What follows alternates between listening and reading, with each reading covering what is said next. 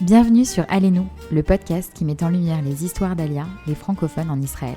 Avec ce podcast, on veut partager des témoignages, des conseils et surtout, vous aider. Que vous soyez en plein questionnement ou déjà en Israël. Alors à chaque épisode, on va vous proposer des témoignages de francophones qui ont fait leur Alia. On va parler des défis, des surprises, des réussites, mais aussi des moments de doute. Et on partagera avec vous des conseils pour éviter les pièges et avancer plus sereinement. Alors abonnez-vous dès maintenant et à très vite sur Allez-nous. Bonjour Mélodie. Bonjour Samantha. Bonjour Anaëlle. Bonjour. Bienvenue à notre micro. Merci d'avoir accepté notre invitation. Merci de m'avoir invitée. Alors, est-ce qu'on peut commencer par une petite présentation où tu nous donnes ton nom, ton âge et ta date d'Alia? Je m'appelle Anaëlle, j'ai 30 ans et j'ai fait mon Alia le 10 septembre 2013. 2013, alors je dois dire que tu es notre Alia la plus ancienne depuis le début d'Allez-nous. 13 ans, mais t'as quel âge? Là, j'ai 30 ans. Je suis venue en Israël à 18 ans. Ah waouh. J'ai eu mon bac et j'ai pris mes affaires et je suis partie. Mais alors on veut tout savoir. Qu'est-ce qui fait qu'à 18 ans, on quitte ses parents pour aller vivre à 4000 km? C'était pas du tout prévu. C'était pas du tout dans mes plans. Et j'ai eu un petit drame dans ma famille. Quelqu'un de très proche qui est parti subitement. Et j'avais besoin de respirer, de changer d'air, de tout recommencer à zéro. J'ai eu mon bac, j'ai pris ma valise, je suis partie. Mais t'avais une attache spéciale à Israël ou... Je venais tous les ans en Israël, le juillet, août, à Pessah, avec mes parents en Israël, à Netanya bien évidemment. Parce que t'avais de la famille là-bas ou juste parce que... Non, parce que j'avais un pied à terre. D'accord. Donc on venait tous les étés ici, mais bon, ça s'arrêtait au Kikar, à la plage. Voilà, c'était pas... Falafel et taillettes de Netanya. Exactement. C'était pas plus que ça. Ça me parlait pas plus que ça. Pour moi, c'était vraiment un pays de vacances. Et petit à petit, il y a ce sionisme en moi qui est ressorti, qui a ressurgi. Comment ça se fait? Moi, j'ai envie de savoir comment ça se fait. C'était quoi pour toi le sionisme avant J'ai grandi dans une famille donc religieuse traditionnaliste. Donc Shabbat, les fêtes. J'étais dans une école religieuse. J'étais au Zaratora à Sarcelles. Bon, on fêtait Yom Ha'atzmaout, on était pour Israël, nos soldats, nos chayalim. Quand je venais ici, je faisais la photo au côté avec les soldats. Enfin, vraiment, la touriste typique, quoi. Et en venant ici, c'est comme un voile qui s'est levé de mes yeux, en fait. Je ne saurais pas trop mettre des mots sur ça. C'est très spirituel. Mais alors, quand tu as décidé de prendre l'air, comme tu dis, à 18 ans, un peu, venir ici, tu étais informée? Comment ça s'est passé? Alors, tu t'es informée? J'ai pris contact avec l'agent juive. Ils ont beaucoup de programmes Massa, justement pour les jeunes de 18 ans qui finissent leur bac et qui veulent partir. C'est très répertorié en fonction de si tu veux faire par exemple de la tech après, si tu veux faire quelque chose qui est plus sportif, si plus quelque chose de religieux. Enfin, il y a beaucoup de programmes qui sont vraiment différents l'un de l'autre. Moi, j'ai choisi le programme Tikva avec le Rav Mamou au Gush Etzion. C'était quoi comme programme? C'était un programme, alors il y avait découverte, aussi reconnexion avec le judaïsme, une partie qui était yeshiva pour les garçons et pour les filles, c'était séminaire, cours de Torah. Une partie, on visitait Israël, donc on a vraiment visité du nord au sud. Une partie, on est parti en Pologne, aussi c'était génial. Donc on a fait le voyage en Pologne, mais c'était un voyage en Pologne, pas les mêmes voyages en Pologne qu'on peut faire en France. Parce qu'en fait, c'est un voyage en Pologne où après on revient ici. Ouais. Donc ça prend tout un autre sens. J'ai eu la chance, le mérite de pouvoir faire mon alia dans un kibbutz au début. Donc on a vraiment mis les pieds dedans. C'était un vrai choc des cultures. Et c'était combien? Magnifique. 1 an. 1 an, d'accord. Un programme d'1 an. On a aussi fait, du volontariat à Mada aussi. Donc on a passé le diplôme Magen de David secourisme Adom, ouais. à Magen David Adom, à Tel Aviv. Les psychométries. Pour te préparer au cas où tu voulais commencer des études en Israël. Et à la fin en fait de cette année, c'était où on reste en Israël ou on rentre. Ton plan, c'était quoi au départ? Quand tu as vendu ça à tes parents, parce que j'imagine, tu vois, je comprends, à 18 ans, tu es libre, vacciné et tout, mais bon, tu vis chez tes parents, tu vas partir de chez toi. C'était quoi le plan? Moi, déjà, en France, je n'avais pas une vocation. C'est genre, je n'étais pas quelqu'un qui savait vraiment ce qu'il voulait faire de sa vie. Donc, je n'avais pas quelque chose qui était tout tracé, on va dire. J'avais besoin d'être seule, d'apprendre à me connaître, d'être seule, d'effacer tous ces codes un peu, déjà préétablis en fait par la société dans laquelle on a grandi. Donc j'ai dit à mes parents, écoutez, je pense que je finis mon bac, je pars en Israël. Ils m'ont beaucoup soutenue. Je pense qu'ils savaient qu'en France, petit à petit, ça se dégradait de plus en plus et que l'avenir allait être mieux pour moi en Israël, quoi. Et à la fin de l'année, c'était quoi le plan, que tu rentres ou que tu Pas vois? du tout, pas du tout. Il n'a jamais été question que je rentre. Ah waouh. Il n'a jamais été question. J'ai passé la meilleure année de ma vie. J'ai rencontré des amis, pour moi, c'est devenu ma famille. Jusqu'à aujourd'hui, ça fait 13 ans qu'on est ensemble. On est très, très soudés. Et à la fin de cette année, c'était pour les filles, Shirut Leomi, pour les garçons, l'armée. Mais moi, je ne fais jamais rien comme tout le monde. Et donc moi, j'ai décidé de m'enrôler à l'armée. À cette époque-là, j'avais commencé déjà à faire ma teshuva. C'était très important pour moi de faire l'armée en tant que religieuse, donc avec une jupe. Et j'ai cherché un tafkid où c'était que des filles. Donc j'étais tatzpitanit. Tu nous expliques ce que c'est pour les gens qui connaissent pas? Tatzpitanit, en fait, on est basé devant des écrans, toutes les écrans les caméras de surveillance en fait qui sont dans les quartiers arabes. Donc ça peut être au nord, au sud ou dans Jérusalem-Est. Moi, j'étais basée à Jérusalem-Est. Et en fait, on dirige les soldats sur le terrain. Est-ce que c'est ça, les observatrices? Exactement. C'est ça. En hébreu, on dit Aenaim shel Medina. Les yeux du pays. Voilà. On parle souvent, toi et moi, parce que faut dire que Anaëlle, c'est pas juste notre invitée, c'est aussi notre copine, mais c'est aussi la personne qui nous fait les ongles. Donc Anaëlle, elle parle beaucoup avec nous. En plus de nous faire les ongles, elle nous fait la psy. Mais on parle souvent de l'armée et d'être religieuse dans l'armée. Et on en a surtout parlé quand on a fait venir Teila. Teila qui donc a fait l'armée en jupe, l'armée en tant que religieuse, à 23 ans. Et tu m'as dit quelque chose. Tu m'as dit que en tant que jeune fille de 18 ans, c'est plus difficile de faire ce choix et d'être sûre de ta foi. Est-ce que tu penses que tu peux développer ça? Oui. Déjà, le parcours de Teila, il est incroyable. Franchement, j'ai écouté le podcast, c'était génial. Mais je pense qu'elle a une maturité qu'à 18 ans, on n'a pas. Et à 18 ans, quand t'as pas tes parents, quand t'es dans un pays nouveau, donc c'est pas les mêmes cultures, c'est pas les mêmes codes. Faut dire ce qui est en Israël. Il y a un vrai décalage entre la religion qu'on connaît, nous, les Français, en France, et la religion qu'il y a en Israël. Il faut s'accrocher, quoi. C'est pas facile. Il faut se préparer à être à part, à un petit peu renforcer ses limites, justement pour pas descendre trop bas. Est-ce que tu l'as vécu, toi Est-ce que Oui, tu l'as vraiment je l'ai vécu. ressenti, que tu étais à part? Comment... Ah oui, j'étais à part. J'étais la seule à faire Shabbat, la seule... Enfin, la question... Moi, je me rappelle, la question qui m'a le plus choquée, c'est quand on rentre à l'armée, c'est pas on demande est-ce que tu fais Shabbat, c'est est-ce que tu fais Kippour. Ah ouais. Et ça m'avait... Je me rappelle que ça m'avait vraiment heurtée. En fait, je pense qu'à 18 ans, quand on vit en Israël, on a un peu tous ces rêves dans la tête et cette idéologie qu'Israël, c'est une petite utopie, c'est parfait, c'est tout beau, tout rose. Mais voilà, la vie en Israël est très dure. Moi, Baruch Hashem, j'ai le caractère pour, mais pas tout le monde ne l'a. Et donc, c'est important pour moi d'informer parce que jusqu'à aujourd'hui, on me demande très souvent, j'ai des jeunes filles qui me contactent et qui me demandent mon avis concernant l'armée.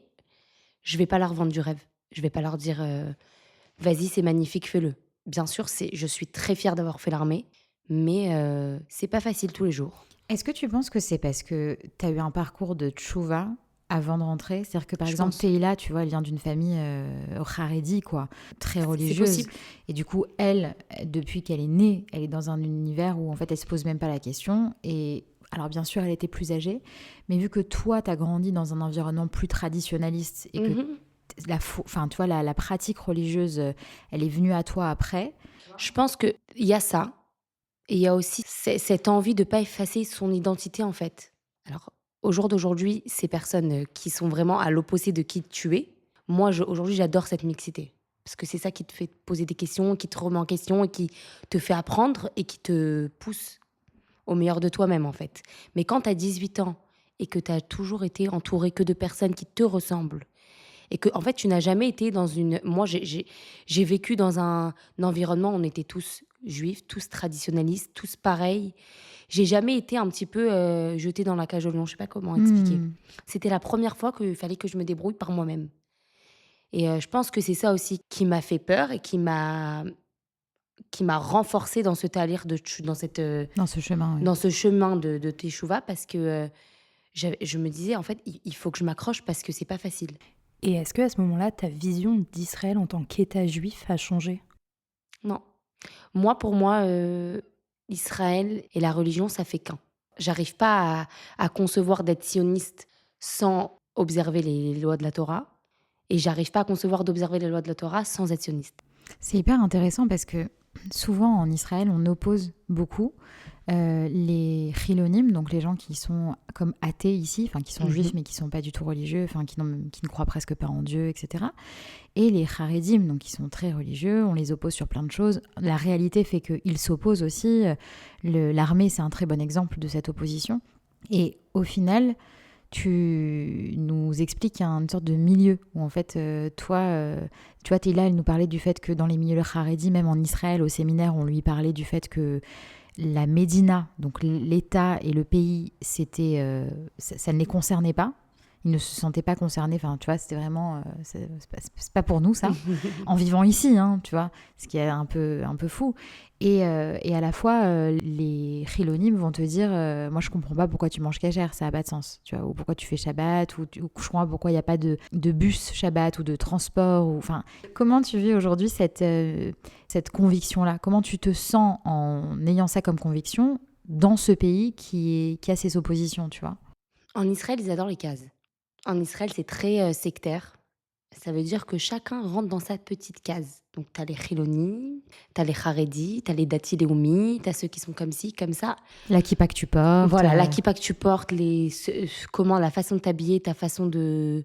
Ça décrit vraiment qui tu es. Moi, je ne supporte pas ça. En fait, je ne peux pas rentrer dans une case. Je ne peux pas...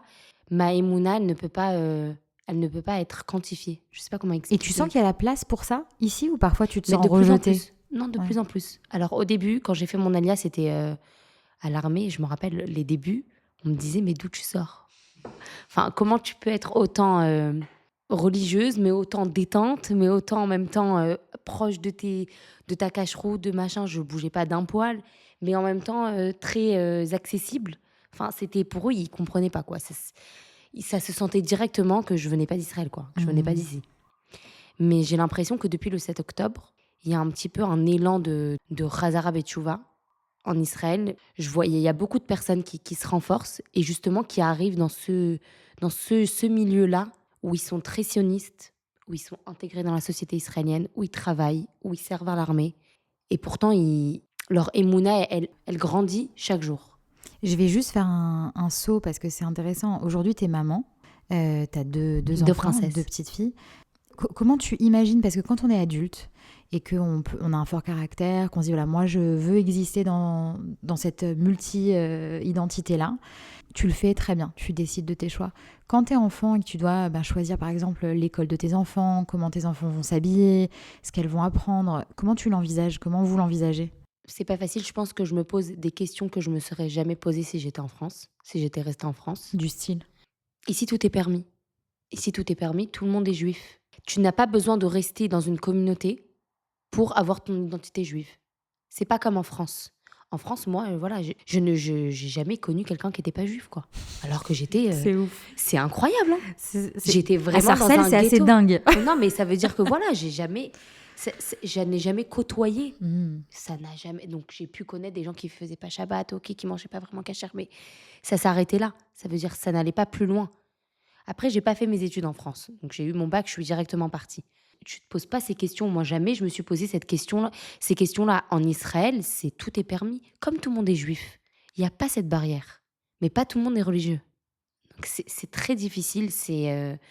Franchement, je prie beaucoup.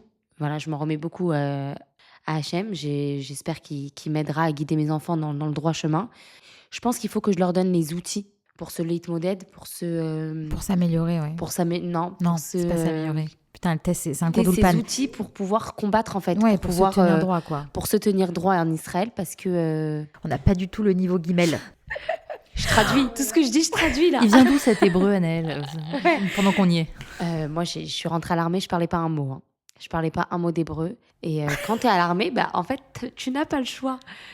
Surtout si t'es tatspitanite. Quand t'es tatspitanite, t'as pas le choix, en fait, de parler hébreu. Et je pense que quand j'étais pied au mur comme ça, parce que quand j'étais jeune, à l'école, j'étais un cancre. Hein. Je peux vous raconter une histoire sur Anaëlle, s'il vous plaît? Deuxième petite anecdote. Anaëlle et moi, en fait, on était en colo quand on avait genre 15-16 ans. On était en Israël en colo, on a fait la Gadna. Et en fait, à la Ghana, il y avait un instructeur, je pense que même Annalée, elle s'en souvient pas. Il y avait un instructeur qui nous parlait que en hébreu. Et personne ne captait rien. Mais Annalée, elle avait des notions parce qu'elle était en école juive. Voilà. Et à chaque fois, elle nous racontait de la merde, excusez-moi, voilà, mais elle nous traduisait n'importe mais quoi. c'était du chinois pour moi, l'hébreu. Oh là là, mais tu nous traduisais n'importe quoi. C'était Et on du était chinois. morts de rire. Et à cause de toi, on faisait des pompes. Voilà. Non, je parlais pas vraiment, je parlais pas un mot. Bah voilà, j'ai connu mon mari à l'armée, moi. Mon mari est israélien, il n'est pas français. Et quand on a commencé à se fréquenter, je lui parle en note vocale. Je ne pouvais pas écrire, c'était pas possible. Je n'avais pas le niveau de parler en SMS, quoi. C'était pas possible. Donc c'était Google Translate. Mais c'est un bon espoir parce que t'es partie de ça et aujourd'hui, elle a des difficultés à nous parler en français. C'est-à-dire qu'à chaque fois qu'on parle à Nel, on prend un petit cours d'hébreu. Donc c'est qu'il y a de l'espoir pour nous tous, les gars. Et alors, Annelle, c'est comment de dater un Israélien? C'est magnifique. Franchement, j'aurais jamais pensé finir avec un Israélien. C'était pas du tout prévu. Mais en fait, rien de ce qui s'est passé dans ma vie n'a été prévu. Ça a été vraiment... j'ai la roue libre. Je me suis laissée vivre. Je me suis dit, écoute, ça se passe bien, te pose pas de questions. Bon, Rachem, ça fait combien de temps? Depuis 2016 qu'on est ensemble. 10 ans. Voilà, bientôt 10. Et alors, c'est quoi ton plus gros choc avec la culture israélienne dans ta famille, du coup? Je pense que quand je suis rentrée à l'armée, il y a vraiment une anecdote très drôle qui a fait le tour de tous les Hamal. Le Hamal, c'est l'endroit où il y a les Tatzpitanit, où il y a toutes les caméras. Et donc, il y a plein de Hamal qui sont dans tout Israël, en fait, dans toutes les frontières. En fait, cette histoire a atterri dans le Hamal de la petite amie d'un ami de mon mari qui lui dit « Mais c'est Anaëlle la française avec qui tu sors ?» Ça veut dire, j'étais connue, quoi. C'était génial, mais je m'en suis rendu compte genre 3 ans après. C'était folklorique. En fait, c'était le premier jour où je suis rentrée à l'armée. Donc, on arrive à la base. Moi, j'ai fait ma formation à Sayarim, dans le sud, à côté d'Elat. Et en fait, quand on arrive, donc on se met en raid comme ça, en U. Et il y a la samélette, c'est genre, on va dire un peu le lieutenant, celle qui est au-dessus des commandants, qui vient et donc qui fait un peu son speech, qui est censé nous faire peur, quoi. Nous faire peur. Et en fait, tout son speech, au jour d'aujourd'hui, je comprends que tout son speech, il est là, genre pendant un quart d'heure, elle est là à crier pour te faire comprendre qu'à chaque fois que tu vas lui parler, que tu vas lui adresser la parole, à la fin de ta phrase, il faut que tu dises à Samélette. Mon commandant, quoi. Ouais, mon mon lieutenant. commandant. Et moi, je comprends rien à ce qu'elle me dit, quoi. Enfin, ça rentre d'une oreille, ça sort de l'autre. Je suis là, genre en mode, qu'est-ce qu'elle me saoule à me crier dessus. Il est 23h30, on est tout fatigués. Genre, je vais aller dormir, aucun rapport, quoi. Et elle parle, elle crie. Et là, elle me regarde, elle me dit, Erkorimlar. Alors moi, je lui réponds, bah, Anaël. Elle me dit, Anaël, Ma. Alors moi, je réponds, Amoyal. Mon nom de famille. Et là, c'est pendant vraiment, mais genre, je pense, 6 minutes. C'est énorme, 6 minutes. Anaël, Ma. Et moi, je m'énerve et je commence à lui parler avec les mains. Amoyal. Et elle s'énerve. Et je regarde les gens à côté de moi, genre, elle charrie là. Elle se fout de ma gueule. Elle n'entend pas mon prénom. Elle voulait juste que tu dises... Elle voulait que je dise Anaël à Samélette. Mais moi, t'as pas compris. J'ai rien compris à ce qu'elle avait dit, tu vois. Genre, pour te dire mon niveau d'hébreu. Ça veut dire c'était... c'est et dur. cette histoire, elle a fait le tour de tout le ramal, je crois, que tu fais. Ah non, mais la honte. Mais du coup, ton mari, tu l'as rencontré, c'était un khayal que tu guidais. Comment c'était? Moi, j'étais basée avec Magav. Donc moi, j'étais sur les frontières qui étaient dirigées par Magav. Magav, c'est ceux qui sont au côté, là, avec les trucs gris. C'est entre la police et l'armée. Et donc, mon mari, il était à Magav, c'était un lochem, et je l'ai connu comme ça. Je le regardais dans la petite caméra. Et non, il venait me voir. Pendant mes mishmarotes, pendant mes gardes. Les J'avais pas gardes. le droit de le regarder parce qu'il faut que j'ai les yeux switchés sur les écrans. Donc, je pouvais même pas faire ça. Du coup, il t'a courtisé. Voilà, exactement. Il m'a courtisé et il m'a eu. Et voilà, aujourd'hui, on est mariés, on a 2 enfants. Et alors, la spécificité, j'en parle parce que, bon, on connaît ton mari un peu, mais ton mari, il a un background ethnique Ouais. un peu particulier, enfin que C'est nous un en melting France, pot. voilà, nous en France, on n'a pas trop l'habitude de ça. Est-ce que tu peux nous en parler? Oui, alors mon mari, il est moitié Inde, moitié irakien. Ma belle-mère, elle est née en Israël, mais ses sœurs et sa famille viennent d'Inde. Mon beau-père, qui est plus avec nous, mais ses parents venaient d'Irak. Et en fait, quand ils ont fait l'Aliyah d'Irak en Israël, ils sont arrivés un peu comme dans les camps, ce qu'on appelle les Mabarot, où tous les Irakiens ils sont arrivés. Il est né là-bas. Donc mon mari, il est incroyable. moitié irakien, moitié Inde. Mais quand on dit ça, les gars, il est vraiment indien. C'est-à-dire que Ouais. Sari Co, quoi. Non, mais tu vois ce que je veux dire? On Ouais. n'imagine pas. Mon aîné, j'étais en sari, Voilà, complètement. on n'a pas beaucoup de culture, je trouve, des Ouais. juifs hindous, enfin, pas hindous du coup, parce que c'est une religion, mais indiens. Et c'est quoi je sais pas, alors c'est quoi le folklore? Franchement, non. En plus, les origines d'Inde, en fait, c'est la seule ethnie, on va dire, juive du monde qui a quitté leur pays par amour d'Israël et pas pour fuir. Pas parce que le pays d'Inde les chassait. C'est les seuls juifs au monde, en fait, qui sont venus par amour du pays. Le roi d'Inde, il a pleuré quand les juifs ils sont partis. Ah, c'est incroyable. Mais maintenant, on a beaucoup d'Indiens en Israël. Et ils parlent. Non, D'accord. Kouchini. C'est Kouchini, en fait. Lui, il vient de Kouchine. Non, c'est sa mère, elle comprend. Elle parle très peu. Et ma belle-mère, de temps en temps, elle nous fait des petits plats par-ci par-là. C'est très, très bon. T'as été obligée d'apprendre à cuisiner indien ou pas? Non, j'ai jamais cuisiné indien. Parce que je pense que c'est très spécifique. Ils ont des herbes. Elle a une herbe, le V plat, par exemple, qu'elle fait pousser dans son jardin. Et c'est un peu le persil de chez nous, quoi. Elle met fout ça dans tous ses plats. Franchement, c'est très bon. Et la rencontre entre les beaux-parents et les parents, Ah ça s'est ouais. passé comment? Non, ça s'est très bien. Franchement, ça s'est très bien passé. Je pense que j'étais plus stressée qu'autre chose. En fait, ça s'est très bien passé. Parce qu'en fait, ils sont israéliens. Ouais, c'est vrai. Tes parents, ils parlaient hébreu? Ma mère, elle se débrouille. Mon père, un peu moins. Attends, tes parents, ils étaient en France ou ils t'ont suivi? Mes parents, ils sont en France. Tout le monde en France. J'ai ma grand-mère qui est en Israël. Elle est venue, elle a fait son alia à peu près pareil que moi. Elle t'a suivi ou Non, elle non, non, avait pas du ça tout. Elle dans avait un comme pied à projet? terre ici. Ils sont partis en retraite. Du coup, ils sont venus en Israël. Au jour d'aujourd'hui, mon grand-père n'est plus avec nous, mais ma grand-mère, elle est toujours à Natania. Et t'as pas eu envie de t'installer à Natania après l'armée? C'était quoi Pas le du plan? tout. Pas du tout. J'étais à Jéru. Alors moi, j'étais à Jéru. Quand j'ai fait mon alia, quand j'ai fait le programme Massa, j'ai atterri à Jéru. Je suis restée là-bas puis jusqu'en 2020. Ah, quand même, hein? Ouais, ouais, ouais. Je me suis mariée en 2021 et voilà. Ton mari vient de Jérusalem aussi? Oui, Maladoumim. D'accord. Et pourquoi vous n'êtes pas resté à Jéru? On avait envie de changer. Et vous avez choisi quoi du coup? Ramat Gan. Alors pourquoi? Il y a plein de gens qui nous écrivent pour nous demander comment on choisit une ville. T'avais envie de changer de Jérusalem, qu'est-ce qui t'a plu à Jérusalem? Et qu'est-ce qui t'a attiré à Ramat Gan? J'ai pas choisi Ramat Gan. J'ai eu l'opportunité de pouvoir louer un appartement à un prix abordable. Du coup, on a fini ici. Et c'était pas loin. Moi, à cette époque-là, je travaillais au Misrad HaChinour à Tel Aviv. Au ministère de l'Éducation. À Tel Aviv, du coup, c'était à côté. Mon mari, il finissait ses études à Bar-Ilan, donc c'est pas loin aussi.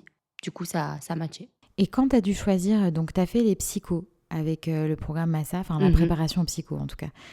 Après, t'as fait l'armée. Mhm. Quand t'as dû choisir quelles études faire, qu'est-ce qui s'est passé dans ta tête? Ça te prépare l'armée? Parce que, Non. ouais, tu vois, on se pose la question. Souvent, on se dit, il y a des tafkids qui préparent une trajectoire, tu vois, et d'autres. Des tafkids qui préparent à la trajectoire, je pense que c'est les tafkids qui sont très spécifiques. Tout ce qui touche à l'informatique, tout ce qui touche aux médias, tout ce qui touche à la radio ou alors dans le secteur médical. Ça, c'est des tafkids qui peuvent après te donner un bagage en fait pour ton avenir. Moi, comme je t'ai dit, je suis venue en Israël. C'était pas évident pour moi de faire ça. Donc du coup, je me cherchais. J'ai travaillé dans l'événementiel pendant presque 2 ans. J'étais serveuse, bon, comme la plupart des personnes qui sont venues en Israël. J'étais serveuse. J'ai fait plein de petits boulots. Et après, j'ai fait un Toar Rishon de Macha Benosh, ressources humaines. Travaillé au Misrad HaChinour. Après ma première grossesse, j'ai tout arrêté. Je repousse ce moment depuis bien longtemps. J'ai ouvert mon salon d'esthétique à la maison. Tu penses que c'était une passion que t'avais que Ouais.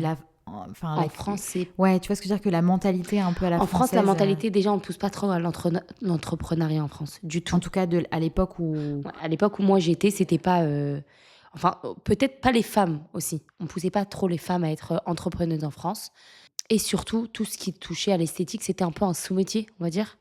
J'étais pas à l'aise d'affirmer que j'aimais ça. Maintenant, moi, depuis mes 14 ans, c'est moi qui mets le vernis à toute ma famille. Ma grand-mère, ma mère, mes sœurs. Donc voilà, et c'est quelque chose que j'ai travaillé dans ça pendant mes études. Donc à côté, je recevais à la maison. Et j'ai fini mon toar, j'ai travaillé au Misrad HaChinour, mais en fait, c'est pas ce qui me faisait vibrer, quoi. C'est pas ce qui me faisait vibrer. J'avais besoin de trouver vraiment quelque chose que je me réveille le matin, j'ai envie de faire ça, quoi. Et alors, ouvrir un business en Israël, quand on est, tu vois, un truc où tu es un peu seul, être un peu auto-entrepreneur. Tu t'es fait conseiller? Comment ça s'est passé? Où tu t'es dit, allez, j'y vais Non, juste comme ça la vérité, j'ai sauté. Mais je trouve qu'en Israël, les filles, on éduque les enfants, c'est pas que les filles en fait, on éduque les enfants à avoir en fait cette rage dans les yeux. Elles n'ont pas honte de dire les choses, elles n'ont pas honte de dire voilà, moi je veux faire ça, moi j'ai ça, vas-y, je vais ouvrir cet essai-là, je vais ouvrir ça, vas-y, je vais faire ça, je vais vendre des colliers, après je vais aller faire ça. Non, mais C'est c'est clair. vraiment, c'est folklorique en fait. Elles ont peur de rien. Tu peux être médecin, le lendemain, tu vas être prof de yoga. Ça veut C'est dire trop ça vrai. n'a aucun sens. Mais c'est ça la vraie vie en fait. En Israël, je trouve qu'on est vraiment poussé à explorer tout son potentiel. Et moi, j'ai pas ce mécanisme-là parce que j'ai pas grandi dans ça. Je sais pas comment expliquer en fait. Je m'auto-psychanalyse pas, forcément. Pas comme eux. Et donc, j'apprends beaucoup de ça. Ouais, je sais pas s'ils se psychanalysent, mais je pense que plutôt ils y pensent pas, ils y vont, tu vois. Ouais, voilà, Ils ont ils pas, réfléchissent au pas. contraire, ils se regardent pas. Ils se regardent pas et nous, on a trop. Ils se jugent pas, On quoi. réfléchit trop, les Français. Et si je fais ça, est-ce que je fais ça, machin? J'ai dit stop. Je fonce, je fais une formation, j'ouvre, ça marche pas. Je retourne, je retrouverai du travail. C'est pas ça qui manque. C'est pas ça qui manque, en fait. Donc voilà, j'ai sauté et bah, au Hachem, ça se passe très bien. J'adore ce que je fais. C'est trop bien. Tu parles de s'auto-analyser, enfin de faire ce chemin, de devenir, j'allais dire d'être moins française. C'est pas du tout péjoratif quand je dis ça, mais en tout cas de changer un petit peu son programme, tu vois, interne. C'est quelque chose que tu as trouvé facile, nécessaire, qui t'a pris du temps? Ça m'a pris beaucoup de temps. Je pense que ça vient beaucoup avec la maturité. Parce que quand t'es jeune, tu rentres pas trop justement dans ces profondeurs, on va dire. Et tu fais pas trop attention à ce qu'on pense de toi. Mais je pense qu'aujourd'hui, à 30 ans, je me rends compte de plein de choses. En Israël, tu peux être qui tu veux. C'est vraiment, tu peux vraiment être qui tu veux. Et mince, moi, je savais pas en fait qui je voulais être. C'est fou, hein. À 30 ans, de pas savoir qui tu veux être. Et tu sens le soutien de ta famille dans ça? Est-ce que tu sens que ta famille, elle a changé de regard par rapport à ça aussi, qu'avant, elle te soutenait Ils m'ont moins? ils m'ont toujours soutenu, ma famille, mais je pense Ou que le décalage, peut-être un c'est petit pas, peu. c'est pas méchant. Ils sont toujours été là pour moi, ils seront toujours là pour moi, mais je pense qu'ils ne se rendent pas compte de ce qu'on vit ici. Il y a que ceux qui sont en Israël qui peuvent se rendre compte de ce qu'on vit ici et comment on vit à 100 à l'heure, en fait. En fait, ici, j'ai l'impression qu'on est dans le vrai. Je sais pas comment expliquer. Non, je comprends clairement ce que tu dis. Ici, on est vraiment dans le vrai, on est dans le vif du sujet, en fait. Moi, ça m'a pris vraiment longtemps à me rendre compte qu'en fait, ok, ici, on travaille sur soi, on apprend à se connaître. La Annelle de 18 ans et l'Annelle d'aujourd'hui, il y a un monde. Je pense que ma famille, c'est pas méchant, mais je pense qu'ils ne s'en rendent pas compte. Ouais. Ils s'en rendent pas compte parce qu'ils sont loin, ils vivent pas ce rythme de fou qu'on a ici. Est-ce que tu penses vraiment que ça, cet éveil sur toi-même, tu l'aurais jamais expérimenté en France? Jamais. Ouais. Jamais. Après, j'ai eu beaucoup d'épreuves dans ma vie qui ont fait que cette prise de conscience s'est réveillée. Moi, j'ai perdu mon frère il y a 5 ans, 4 ans maintenant. J'ai plus trop la notion du temps, c'est horrible. Il était venu en Israël, il a fait l'armée. Et je pense que c'est des choses qui restent, en fait. Ça laisse une empreinte et ça te pousse à te poser des questions, en fait. C'est marrant parce que quand je suis arrivée en Israël, je comprenais pas le mot tachles. Et en fait, je demandais à tout le monde, mais tachles, mais ça veut dire quoi? Les gens me disaient tachles. Je dis, mais je comprends pas en fait. Et les gens, ils n'arrivaient pas à m'expliquer vraiment ce que ça voulait dire tachles. On me disait, ouais, bottom line, ça veut dire... Straight to the point. Ouais, en plus, on parle pas français. Genre, quand on traduit tachles, on peut pas me le traduire en français. Genre, c'est pour te dire. Direct. Voilà, direct. Mais en fait, maintenant, au bout d'1 an et demi, je comprends ce que ça veut dire tachles. Je comprends qu'ici, c'est exactement ce que tu viens de dire. En fait, ici, on est dans le vrai, dans le vif du sujet. On est dans le dur, en fait. Exactement. Et vu qu'on est dans le dur, de par plein de choses, de par le pays dans lequel on vit, la culture, de par la situation géopolitique, plein de choses, en fait, on n'a pas le temps pour le fluff, pour ce qui est superficiel, en fait. Alors, il y a des gens qui s'accrochent au superficiel parce que ça leur fait du bien. Je pense que parfois, c'est difficile de tout le temps vivre dans le tachles. Mais la culture fait quand même on n'a pas le temps pour se poser des questions de trop. Et ça agit sur plein de choses. Ça va agir sur à la fois ce que tu viens de dire, on ose. Ça agit aussi sur on dépense et on se dit que l'argent il viendra parce que je sais pas, on verra demain. Ça joue sur le fait que les gens vont au mariage en tongs, tu vois. Non, ça c'est abusé quand même. Non, mais tu vois ce que je veux dire, c'est une Mais sorte c'est un de... paradoxe, il faut comprendre, Israël est un pays qui vit de guerre en guerre. Il survit en fait de guerre en guerre. C'est la nécessité de vivre en fait le moment présent. Exactement. Moi, quand j'ai fait mon alia, Tsuketan Ouais, j'allais dire, t'as connu... a explosé. Moi, Tsuketan, il a explosé en plus à l'endroit où je me tenais précisément. Ça veut dire que dans le Gush Etzion... T'étais déjà à l'armée ? Non, j'étais dans mon année de Massa. D'accord. Donc j'étais dans le Gush Etzion. Et en fait, l'endroit où ces 3 jeunes se sont fait kidnapper, c'est un endroit où je faisais de l'autostop. Pardon papa, pardon maman si vous voyez cette vidéo. C'est un endroit où je faisais l'autostop en fait. Parce que je n'avais aucune... Alors, faut dire ce qui est, j'ai fait mon alia, je n'avais aucune conscience de l'endroit où je me tenais. J'avais pas conscience une seconde que le Gush Etzion, c'était l'endroit, à l'époque, en 2013, c'était l'endroit géographique le plus problématique dans Israël à ce moment-là, en fait. J'étais mais vraiment dedans. On s'en rendait pas compte. On n'avait aucune conscience des choses.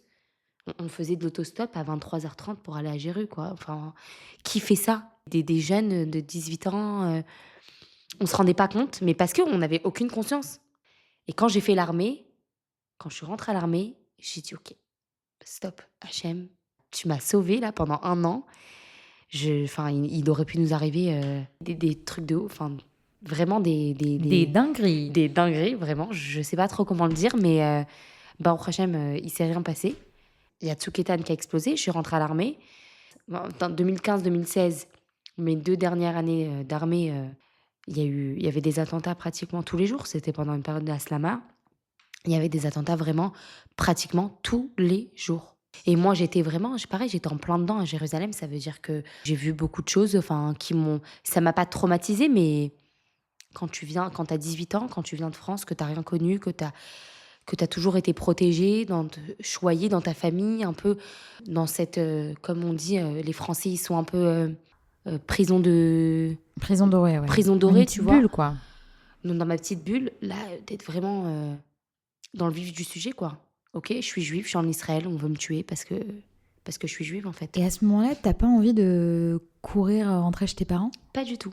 J'ai envie de rester, de me renforcer, de fonder un foyer ici, d'avoir des enfants ici, de faire grandir mes enfants ici. L'inverse, totalement. Mais c'est quoi que tu ressens ? Je creuse parce que je pense que c'est aussi le cœur de Allez-nous.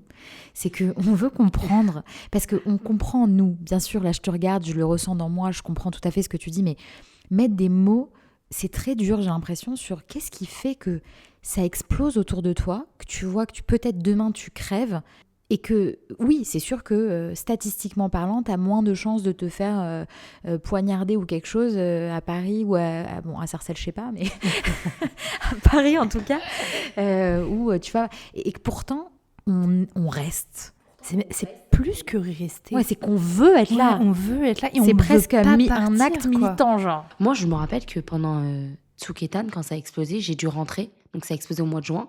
Au mois de juillet, j'avais la bar mitzvah de mon petit frère. Je suis rentrée et ça a explosé. Et c'est là, j'étais pendant la période où il y avait toutes les manifs. Je sais pas si vous vous souvenez, ils avaient cassé Paris. Ils avaient tout Pour changer. Non, mais c'était les premières émeutes. Ouais, c'était vraiment C'était vraiment le début des vraies émeutes, Tsuketan, je pense, à Paris, en fait. Et je me rappelle qu'il y avait plus de vol pour Israël. Et j'étais tétanisée. Maman, faut que je rentre. Elle me dit, mais tu vas rentrer où ? Il y a des azakotes tous les jours, il y a des alarmes tous les jours. En plus, c'était les premières fois où il y avait beaucoup d'alarmes à Tel Aviv. Faut dire ce qui est, jusqu'à Tsuketan, les guerres, c'était que ou dans le nord ou dans le sud. Voilà, ça restait sur Ashkelon, Ashdod ou Haïfa, mais ça venait pas sur Tel Aviv, quoi. Enfin, c'était rare. Et là, beaucoup d'attentats, d'attentats au couteau, beaucoup d'attentats avec à la voiture bélier. Enfin, c'était chaud, quoi. Et moi, j'avais qu'une idée, en fait. En fait, il fallait que je reprenne un vol et revenir ici. Je pouvais pas être en France, c'était pas possible. Est-ce que ça a été vrai aussi le 7 octobre ? Parce que ce qui a changé pour toi le 7 octobre, bon, déjà le 7 octobre c'était particulier, mais ce qui a changé pour toi aussi, c'est que tu étais mariée avec des enfants. Et maman. et avec un mari qui est israélien, qui a fait l'armée et donc qui a Qui était des réserviste. Milouïm, de la réserve. Voilà. Comment ça s'est passé pour toi le 7 octobre? Alors, le 7 octobre, j'ai passé Shabbat chez ma belle famille. Enfin, non, les deuxièmes fêtes, excuse-moi, j'étais les deuxièmes fêtes chez ma belle famille. Ma belle famille, ils sont pas Shomer Chag. Donc, ils avaient leur téléphone et la télé. Et en fait, dès les premières azakot, ma belle-mère, c'est une lève-tôt. Donc, elle était devant la télé dans le salon. Et dès les premières azakot, elle nous a réveillés. Parce que ça sonnait pas à À Maléadoumim. Maladoumim, ça a sonné, mais un peu plus tard. D'accord. Les premières alarmes à 6h29, ça n'a pas sonné à Maladoumim encore. Et je t'avoue qu'au début, je savais pas trop, j'avais pas trop réalisé en fait l'ampleur. Je pense que comme toute personne, j'avais pas mon téléphone aussi. J'étais juste devant la télé, comme ça, bouche bée. À ce moment-là, je me rappelle que mon premier réflexe, je dis à ma belle-mère, faut réveiller Omer. Mon beau-frère, il était à l'armée, à Givati à ce moment-là. Et ma belle-mère, qui plane complet, qui me dit, mais pas du tout, il dort, il est en régula, laisse-le tranquille. Qui comprend pas en fait, qui a pas du tout la conscience des choses. Donc moi, je le réveille, je lui dis, garde ton téléphone à côté de toi. 10 minutes après, il est en train de nettoyer son arbre dans le jardin, quoi. C'était, franchement, je pense que j'ai réalisé qu'à la fin de la fête, quand j'ai pris mon téléphone. C'est là où j'ai vu l'ampleur et j'avais peur d'aller aux toilettes, quoi. Enfin, je pense qu'on a toutes eu cette même peur. J'avais une peur au ventre qui est restée là pendant 1 mois. J'avais peur d'ouvrir la porte des toilettes et qu'il y a un ramassnik avec son truc vert là derrière, quoi. Enfin, j'étais tétanisée. Et t'es rentrée chez toi ce jour-là? Je suis rentrée chez moi 3-4 jours après. Mon mari devait partir en Milouim. Et moi, j'avais besoin d'être chez moi. J'avais besoin que mes filles et enfin, que ma fille, j'avais pas encore ma deuxième. J'avais besoin que ma fille ait son quotidien, ses habitudes exactement. Et donc, je suis rentrée à la maison. Mon mari est parti. Et c'était très difficile. Moralement, mentalement, c'était très difficile. Mais encore une fois, jamais ça m'est passé l'idée par la tête de rentrer en France. Et tes parents à ce moment-là, tu vois, t'as une sœur aussi, ils s'inquiètent pas pour toi? C'est quoi le rapport que t'as avec l'extérieur à ce moment-là? Non, ils s'inquiètent pour moi, mais ma famille, ils savent que je bougerai pas, quoi. Ouais. Ça rentre même pas dans leur tête, quoi. Enfin, je peux pas rentrer en France, laisser mon mari en milieu, ça va pas, ça n'a pas de sens, quoi. Ouais. Il est resté longtemps en Milouim? Comment ça s'est passé? C'était du on and off pendant 1 an. Après, c'est revenu pendant l'Iran. No comment, ouais, no comment, parce que là, on est dans le vif du sujet, quoi. Peut-être que ce soir, ça J'ai change. fermé la fenêtre du mamad, les Ouais, gars. moi aussi, j'ai fermé ce soir. Donc voilà, mais en fait, je trouve ça dingue. Je pense que les gens, ils se rendent pas compte. Voilà, on est là en train de faire un podcast. Mais on va placer la phrase qu'on a fermé la fenêtre du mamad parce qu'il y a l'attaque de l'Iran qui est imminente. C'est-à-dire, les gens ne se rendent pas compte, en fait, de la dissonance, en fait, qu'il y a en Israël. Et je pense que c'est cette dissonance qui te fait te rendre compte, en fait, de la valeur des choses et de la valeur de la vie. C'est que des ch'touillottes. Je sais pas comment t'expliquer. Je saurais des pas te bêtises. dire. C'est que c'est tout ce qui est autour, en fait. Ouais, mais Anaëlle, tu vois, ça c'est une question que je me pose vachement, c'est comment tu fais pour... comment on fait pour vivre dans un monde qui n'est gouverné que par les bêtises, alors que nous, on vit en se disant tout le reste c'est des bêtises. C'est hyper dur, ça Non, nous c'est très isole dur. aussi vachement, tu vois. Ça nous isole. Moi, j'ai arrêté de regarder les infos, j'ai arrêté de regarder ce qui se passe dans le monde. Je trouve que j'ai assez de drames au quotidien, tu vois, pour me polluer en fait mon énergie. En fait, j'ai appris, cette année, depuis le 7 octobre, à donner mon énergie aux choses qui en valent de la peine. Ouais. Donc, j'en me remets beaucoup à Maïmouna. Je pense que c'est ça aussi qui me fait tenir tous les jours parce que c'est pas facile. C'est pas facile. Comment expliquer à une enfant de 3 ans qu'il faut, quand elle entend la Hazaka, qu'il faut qu'elle court au mamad sans lui faire peur parce que c'est sa chambre. Alors qu'est-ce que tu lui as dit à ta fille? Quand il y a eu les attaques où c'était pendant la journée, elle était encore un petit peu petite. Elle avait 2 ans et demi, donc je pense que je pouvais encore un peu l'amadouer. Je lui disais comme quoi les Khayalim, donc elle sait que son oncle, il est Khayal, que mon frère était Khayal, donc elle sait que les Khayal, et que son papa est Khayal. Donc elle sait que les Khayalim, c'est pour nous protéger, que c'est des Giborim, et que la Hazaka, c'est les Khayalim qui nous demandent de rentrer dans le mamad et de fermer la porte pour nous protéger. C'est tout. Je me suis arrêtée là. Tu vois, j'ai pas été plus loin. Je pense que là, si un autre s'évève et que ça se passe en journée, je pense que je vais devoir approfondir en fait mes explications. Il n'y a pas de raison qu'elle comprenne pas. Elle est israélienne, elle est née ici, elle va grandir ici. Il faut que je lui donne ce bagage en fait. Et Hogan, il lui explique pas. Bah, c'est jamais arrivé encore. Non, si en fait, non, je dis des bêtises. Elle a été pendant les Routim. Elle était trop petite encore, elle avait 2 ans et demi. Hogan, ils expliquent pas pour les parents, parce que chaque famille a son explication. Hogan, ils expliquent juste qu'il faut aller dans le miklat ou dans le mamad, peu importe la situation que c'est, mais ils vont pas t'expliquer pourquoi. Enfin, et la vérité, j'apprécierais pas s'ils le faisaient, parce que chaque famille a sa manière de mettre les mots, chaque enfant a sa sensibilité, tu vois. Je pense qu'aussi, en fait, on gravit des échelons, des levels à chaque époque qu'on avance. Et là, on est sur l'Iran. En fait, c'est un autre state of mind. Je sais pas comment l'expliquer, mais Houthi, en fait, c'est de la pipi de chat. C'est pas bien. Hein. On dit ça à chaque épisode. Les gens, ils vont commencer à croire que... Non, mais faut dire ce qui est. En fait, la Hazakot des Houthim, où ma fille, elle restait au Gan, où j'allais même plus la chercher après la Hazaka, et les Hazakot de maintenant, c'est deux, deux mondes, mondes différents. C'est pas les mêmes ennemis. Hein. Voilà, donc là, l'Iran, c'est autre chose. C'est autre chose. Là, on est un peu angoissante, tu vois. Non, faut pas s'angoisser. Hein. Non, mais c'est ça, en fait. On a toujours un discours un peu double de dire on va parler ouvertement parce que nous aussi, ça nous fait du bien de parler des difficultés, tu vois. Sûr. Et après, on va dire non, mais bon, en vrai, je suis quand même hyper bien où je suis. Parce que je pense que regrette pas. Ça serait vraiment égoïste de vendre du rêve pour rien. La vie en Israël, elle est dure. Elle est pas facile. Les Israéliens, ils attendent personne. Ils t'attendent pas, il y a personne qui t'attend, il y a personne qui va te dire bravo d'être là. Ils sont tous, quand on te parle, choqués. Mais tu viens de Paris, mais qu'est-ce que tu fous là? Ah ouais. Eux, ils sont choqués que tu sois là, tu vois. Ouais, 100%. C'est un autre délire. Je crois qu'on le dit à chaque épisode, mais c'est vraiment, vrai. Mais c'est un autre délire en fait. Et moi, je leur dis, tu sais pas c'est quoi de grandir dans un pays où tu dois cacher ton identité juive, où tu dois constamment regarder derrière toi. Donc oui, c'est très dur. La vie est dure. Tu vas te battre pour ta parnassa. C'est sûr que tu vas pas avoir les mêmes, la même facilité et la même qualité de vie que tu as en France. C'est sûr. En tout cas, c'est pas concentré sur les mêmes choses. C'est une autre qualité de vie. Ça veut dire que c'est un autre délire. C'est une qualité de vie où en fait, à 15h, tu vas chercher tes enfants et tu t'arrêtes au parc. Et tu parles avec ta fille et elle te raconte ce qu'elle a fait sa journée. C'est axé sur tout un autre level. C'est super intéressant ce que tu dis par rapport au fait que les Israéliens, ils se rendent pas compte de ce que c'est de vivre à l'extérieur. Et je le dis souvent à mes collègues et à mes amis israéliens. Mais je pense quand même qu'il y a eu un éveil depuis le 7 octobre. Et Mélodie, tu parlais de la Neshama dans le dernier épisode. Mashiach. Tu disais qu'il y a eu un éveil de la Neshama chez tous les juifs, de près ou de loin. Oui, moi j'y crois grave. Je crois qu'on s'est rendu compte qu'on était liés.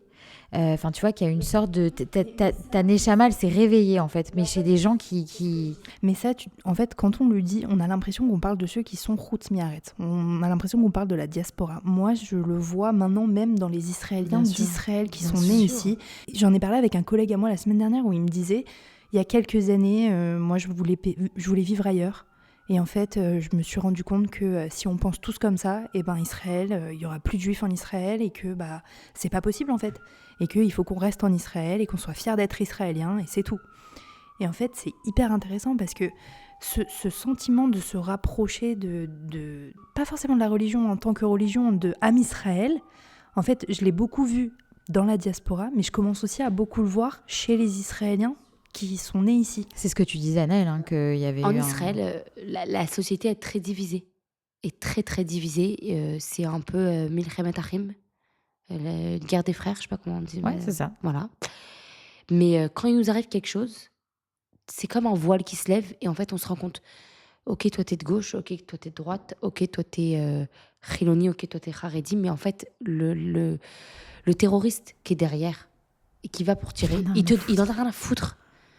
T'es juif, point. Et ça, je pense que quand on se pose la question de pourquoi on reste et malgré on a fermé Mamad aujourd'hui et ceci et cela, la difficulté, il y a beaucoup de ça. Parce que, en fait, ce que moi j'essaye d'expliquer à mes amis qui sont encore en dehors d'Israël, c'est que le pays te donne de la force. Pourquoi ? Parce qu'au moment où il t'arrive quelque chose lié au pays, à la religion, à tout ça, en fait, tu ne te sens pas seul. Tu sens la force du collectif, de ton voisin de palier Notre union, c'est ce qui fait notre force. La coupaïte, celle Bien qui sûr. te passe les trucs à la caisse, tu vois, la caissière. Exactement. Et ça, c'est un sentiment, mais c'est unique en fait. Waouh, il y a une sorte d'effet papillon, on est tous ensemble, c'est assez dingue. Il y a une Katava, un article qui est sorti il n'y a pas longtemps, comme quoi il y a le pourcentage d'habitants, de citoyens dans le sud, il est plus important que ce qu'il était avant le 7 Dans octobre. Otef-Aza, donc dans les Oui. kibbutzim qui ont été Voilà. attaqués après le 7 octobre. Je pense que Ça résume tout ça. ça résume en fait tout ce que tu dis. C'est marrant parce que Boris, tu vois, qui n'est pas un très grand religieux. Ton mari. Oui, mon mari. C'est pas un très grand chassid. Il dit toujours qu'il préfère être ici parce que quoi qu'il arrive, même les pires choses, il sait que ce sera métoupal, genre on s'en occupera Exactement. comme il faut. Exactement. Et pas comme en France, où Mireille Knoll, la pauvre, son meurtrier, il a eu rien. Voilà. Ouais, parce qu'il était défoncé. Sam. Voilà, super. C'est ça, en fait. On sait qu'ici, on compte. Alors qu'en France, on sait qu'on compte pas. Exactement. Enfin, je sais pas si on compte pas, mais... En tout cas, c'est le sentiment que les oui, Juifs c'est ce que j'allais français, dire. en ce moment, Et au-delà ont. de ça, c'est qu'en fait, en tant que Juif et en tant que minorité, on n'a plus le luxe d'être une minorité. En fait, je sais pas comment dire, c'est qu'on peut plus se permettre, c'est compliqué de vivre en étant ultra minoritaire avec tout ce qui se passe en ce moment. Donc en fait, à la limite, en Israël, ce qu'on ressent, c'est le côté on est majoritaire. Et c'est à ce qu'on nous reproche, c'est pour ça qu'on nous déteste, et c'est pour ça que c'est compliqué, c'est que les gens vont vendre le côté suprémaciste, etc. Mais en fait, c'est juste, ça arrive dans plein d'autres pays. Hein. Et le fait qu'on soit majoritaire, ça apporte énormément de force, de confiance, et c'est, je trouve, ce qui permet beaucoup de choses, ce qui te permet de... Ça, mélangé au fait qu'on a tout le temps l'impression d'être en danger et que demain, on ne sait pas s'il existera, comme était hier, ça donne des start-up nation de mecs qui se sont mis à deux avec un ordi et qui ont levé 40 milliards de dollars. Tu vois. Les gens ne comprennent pas. Mais c'est parce qu'en fait, c'est comme les prix Nobel chez les Ashkénazes qui sont descendants de la Shoah. C'est en fait c'est du sort de survivalisme. Tu vois. Tu vas piocher des ressources que tu ne pensais même pas qu'elles existaient et que quand tu es dans un monde et un environnement qui te dump down, comme on dit, genre qui fait que tout pour que tu sois un petit peu stupide. Genre, on te donne tout. Tout est déjà prêt, tout est déjà un petit peu pré-mâché. T'as pas besoin de faire fonctionner ta mâchoire et tes dents. Quand tu dois aller chasser la bête, là, bizarrement, tes dents, elles sont hyper aiguisées. Je ne sais pas où va cette métaphore, mais vous m'avez compris, quoi. Ça va trop loin. C'est ça, c'est complètement ça. Mais c'est pour ça qu'après le 7 octobre, moi, j'ai lu un article il n'y a pas longtemps que dans les écoles Mamlarti, donc c'est Chiloni, il y a un saut des jeunes qui sont en tzitzit, alors qu'ils sont pas du tout religieux, quoi. Ils commencent à comprendre un peu les Français. Non, mais vraiment, il y a un vrai truc. Ils en parlent dans la société on va faire la minute israélienne. Machiar, là, allez. Mais ils en parlent. Sam, je sens ta neshama. Je la sens d'ici. Arrête. Non, mais c'est incroyable. Cette Chazara Betchouva, cet éveil, en fait.